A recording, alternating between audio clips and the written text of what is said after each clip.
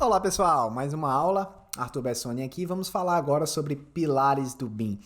Na primeira aula, na segunda e na terceira, a gente está sempre revisando alguns conceitos e quando a gente fez a definição de BIM, eu falei para vocês que BIM era construção virtual de forma integrada e colaborativa que envolvia alguns pilares. E esses pilares eu mencionei como processos, políticas e tecnologia. Então vamos agora abrir cada um desses pilares e entender o que é que existe ali dentro e o porquê que a gente está utilizando essa classificação de pilares do BIM, tá?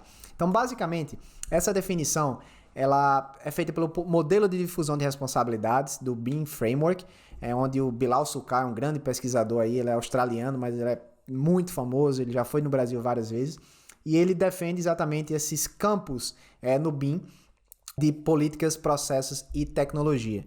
Então, cada um desses campos, a gente vê aqui em cima o verde como políticas, o azul como processos e esse aqui mais escuro como tecnologias. Cada um desses campos, ele se sobrepõe, né, em algumas áreas e essas sobreposições elas também possuem algumas partes envolvidas em cada um desses pontos. Então vamos fazer vamos destrinchar isso para vocês nessa tabela. Então na próxima imagem é a mesma imagem, só que a gente tem aqui o número, né, de cada uma dessas partes envolvidas nesses pilares do BIM e aqui na nossa tabela a gente vai ver exatamente esses números.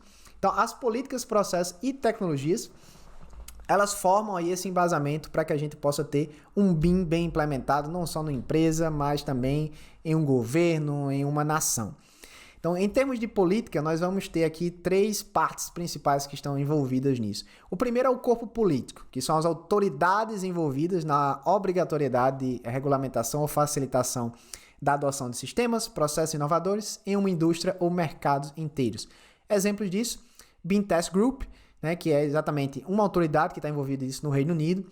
Os governos, a gente tem aí, que eu falei na última aula, a estratégia BIM-BR, que no último governo teve algumas alterações, que o decreto foi revogado, enfim, mas está em processo, então não sabemos ainda como é que vai ficar. Mas basicamente a nossa estratégia BIM-BR, aquele grupo, é exatamente essa autoridade que seria envolvida na obrigatoriedade, regulamentação ou facilitação da adoção do sistema BIM no Brasil. Então vamos estar aí pendente ainda nesse tema, esperando o que é que vai acontecer. Número 2 é exatamente as instituições de ensino. Não tem como existir um BIM se a gente não tiver isso bem definido no nosso país, e para que isso seja aplicado, as universidades precisam estar juntos desse processo, né?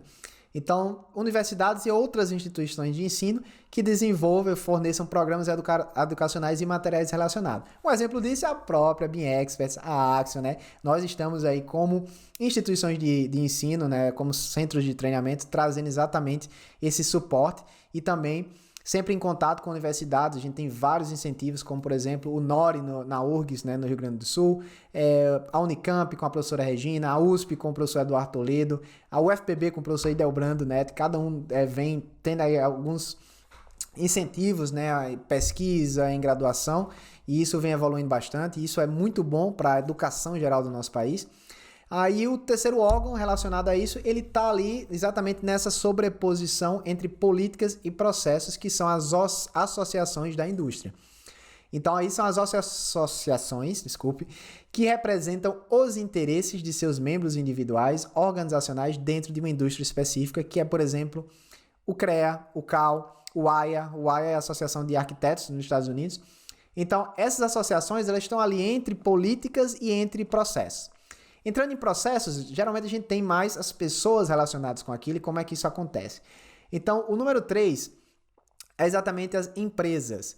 Então, participantes de organizações envolvidas na implantação de sistemas e processos inovadores para o desenvolvimento comercial. Um exemplo disso é a Icon, que é uma grande empresa aí de arquitetura e engenharia que desenvolve projetos BIM aí no mundo inteiro. Então, essas empresas, assim como as nossas empresas nacionais, elas trazem aí a bandeirinha do processo para colocar aquilo em prática, enquanto que corpos políticos, instituições de ensino e associações da indústria estão ali entre políticas e processos, fazendo exatamente esse incentivo para a difusão top-down, né, de cima para baixo, e também a questão de educação que vem com as instituições de ensino. Número 4 são os profissionais. Então, está incluso tantos estudantes e trainees envolvidos no aprendizado e prática de sistemas inovadores. Então, todos nós estamos aí nessa categoria, nesse pilar do BIM, né? O Arthur, o Eric, o Guilherme, a Mariana, o Renato, todo mundo da BIM Expert. E você também, que faz parte aí desse curso, né? E tá como um estudante, apesar também de ser profissional, aprendendo essas novas tecnologias para que elas sejam implementadas. Então, sem você também, o sistema não funciona. A gente precisa de todos esses pilares para que ele se mantenha em pé. Depois disso, a gente vem o número 5, que a gente já começa a entrar nos pilares de tecnologia, especificamente. Dentro de tecnologia, nós temos os desenvolvedores de tecnologia, a exemplo dos provedores de soluções de software, hardware e rede, tá? A parte de network. Então, temos alguns casos como Autodesk, a Graphisoft, a Leica, o Aconex, que hoje é da Oracle, né? Trimble, TQS, Ossafácil, são todas empresas de provedoras de tecnologia. São empresas que elas criam as tecnologias para serem utilizadas por esses profissionais. Então, quando a gente pensa e fala e vê alguém falando que BIM é Revit, né? A gente vai destrinchando esses pilares. A gente vê vários pilares e aí dentro do pilar de políticas, processos e tecnologia. Dentro de tecnologia, nós temos desenvolvedores de tecnologia que desenvolvem tecnologia. Dentro dessas tecnologias desenvolvidas, nós temos aí mais de 250 softwares hoje que trabalham com a metodologia BIM. E um desses softwares é o Revit. Então, o Revit, pessoal, ele é uma pequena porcentagem do que o BIM é, apesar de ser o mais utilizado no ramo BIM. Então, quando alguém falar que BIM é Revit, você já pode falar, olha, cara, tem pilares do BIM, o Revit ele está dentro de tecnologia, dentro de software, dentro de uma categoria de um desses pilares, mas o BIM ele é muito mais complexo que isso. Ele envolve muito mais coisas, certo? Então, desenvolvedores de tecnologia, número 5 aí. Número 6, provedores de serviços de tecnologia. Então, aqui agora são as empresas comerciais responsáveis pela ponte entre quem faz o desenvolvimento da tecnologia e os usuários finais através de venda de serviços, como por exemplo, revenda de software, loja de produtos eletrônicos, que vai vender aí seus computadores que você precisa para trabalhar com BIM. E aí, entre processos de tecnologia, nós temos o número 8 ali, que são os grupos e comunidades de profissionais. Esses grupos são o quê? São basicamente um agrupamento informal de profissionais ou individuais com interesse comum. Então, por exemplo, a gente tem o Aprenda BIM, que é um grupo do WhatsApp aí com vários profissionais BIM que discutem coisas sobre BIM e fazem um impacto de certa forma, são muitas pessoas ali envolvidas. Temos os grupos de Revit, como o Revit User Group, o Smart Geometry, fóruns da Autodesk, fóruns da Graphisoft. Então, tudo isso faz parte do BIM de forma geral e contribui para esse desenvolvimento. É exatamente o que o Bilal Sukkar ele divide como esse BIM Framework, né? E aí, entre políticas e tecnologia, nós temos exatamente os Technology Advocates, né? Os defensores da tecnologia, que aí agora é um grupo formal de indivíduos e organizações com foco no desenvolvimento e promoção dessas tecnologias, que um grande exemplo é a Building Smart, que começou como a Aliança Internacional da Interoperabilidade, e hoje é quem regula aí, quem faz todo o desenvolvimento dos arquivos IFC, que a gente vai estar vendo mais na frente o que é isso e como é que funciona. Então vocês já estão vendo que é muita gente envolvida, o BIM é uma coisa assim, bem macro, né? Mas a gente vai começar por baixo, vamos começar trabalhando o uso do BIM, entendendo como é que a gente pode colocar a mão na massa e gerar valor para o nosso cliente final. Mas, mais uma vez, essas aulas iniciais é mais para trazer exatamente para você essa informação de que tudo isso existe e você possa ter um embasamento melhor para o que vem pela frente. Então, em resumo, estamos aqui mais uma vez com cada um desses números aqui de profissionais envolvidos, né?